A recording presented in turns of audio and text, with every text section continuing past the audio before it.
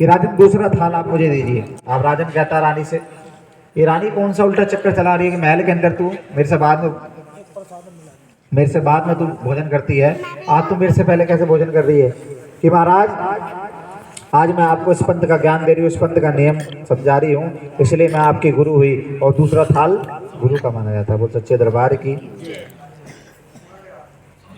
अब रानी कहती है कि राजन तीसरे थाल को उठाओ, तीसरे थाल से आप भोग लगाओ। बोल सच्चे दरबार की।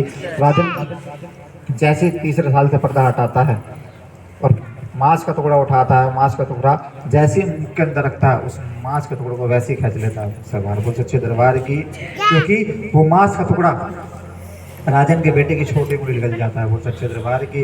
राजन का अहंकार वहीं चकनाचूर हो जाता है, चूरन चूर हो जाता है, उनका जितना भी घमंड होता है सब दूर हो जाता है।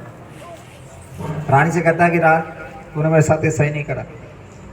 जिस बेटे के जरा से बीमार होने पर मैं पूरा महल सिर पे उठा लेता था, आज उसी बेटे को तूने मेरे हाथ से मरवा दिया। रानी तारा तूने सही नहीं करा। एक बार सच्चे मन से महारानी से मैं अपनी गलती की क्षमा मांगता हूँ, मेरा बेटा मुझे वापस बुला दे। कि महाराज मैं कुछ नहीं कर सकती, आपका अहंकार घमंड इतना ऊपर पहुंच गया था कि आपको कुछ भी नहीं दिखाया, ना आपने अपना बेटा देखा, ना ही अपने अपना घोड़ा देखा।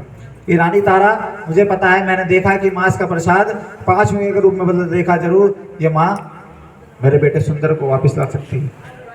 कि महाराज एक बार इस माँ जगत जननी के चरणों में जाकर अपने जितने भी आपने पाप किए हैं उस पापों की क्षमा याचना मांगर माँ से गलती अपनी मानकर एक बार अपने बेटे को आवाज लगाना।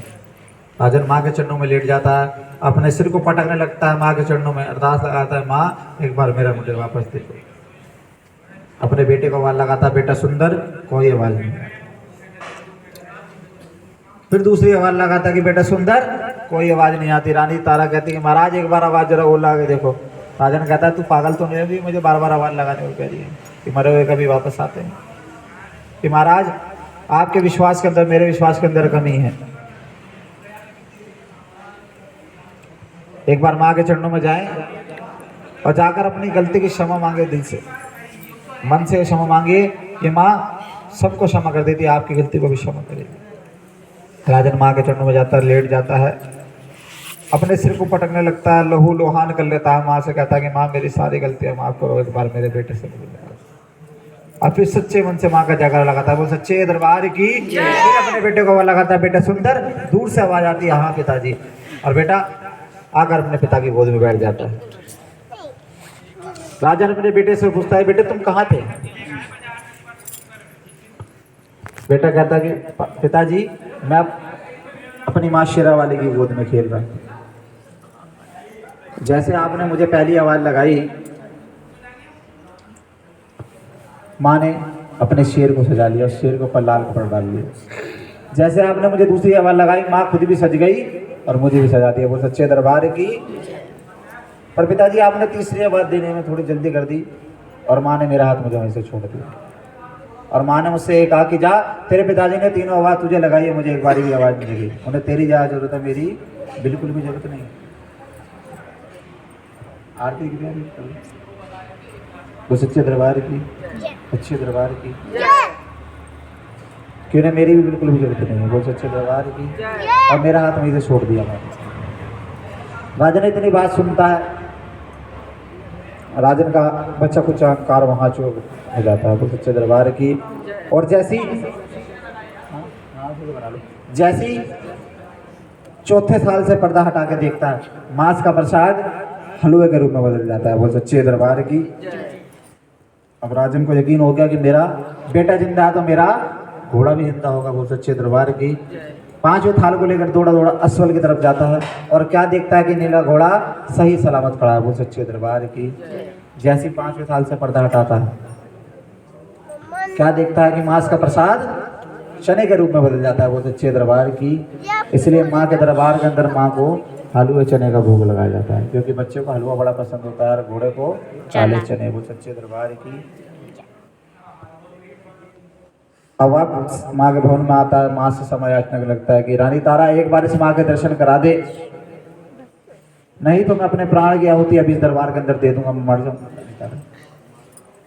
उधर रानी तारा माँ से अरदास लगाती कि माँ एक बार आकर राजन को दर्शन दे दो, अगर राजन मर गया तो मेरे भी जीवन का कोई अर्थ नहीं है, मैं भी तेरे दरबार के अंदर अपने प्राण त्याग दूंगी, क्योंकि राजन के बिना मैं भी अधूरी हूँ। एक बार माँ आकर राजन को दर्शन दे दो। रानी की अरदास सुनकर महारानी विशाल सिंह पे राजन को दर्शन देने आती है अपने अष्टभुजा रूप में, और राजन से कहती कि राजन कि जा, मैं तुझे क्षमा करती हूँ और तुझसे इतनी बात कर रही हूँ कि राजन अपनी प्रजा के लिए इतने नेक काम कर कि तेरी प्रजा को किसी बात की दुख, किसी बात की तकलीफ ना हो, और जगह जगह मेरे नाम के मंदिर बनवा। और रानी तारा को ये वरदान देती है कि रानी तारा जा, आने वाले कलयुग के अंदर मेरे नाम के जागरण हुआ करेंगे, जिस जागरण के अंदर तेरे नाम की कथा सुनी नहीं जाएगी, कथनी कही जाएगी, तो उस जागरण को मैं पूरा नहीं मानूंगी, मैं संपूर्ण मानूंगी। जैसे हम वैष्णो देवी दरबार जाते हैं, पहले माँ के दर्शन करते हैं, फिर बाबा भैरवनाथ के दर्शन करते हैं, जब यात्रा संपूर्ण मानी जाती है। ऐसी वक्तों जहाँ कहीं भी आप महारानी के जागरण में जा रहे हो तो बिना कथा के, बिना प्रसाद, बिना झोली भरवाए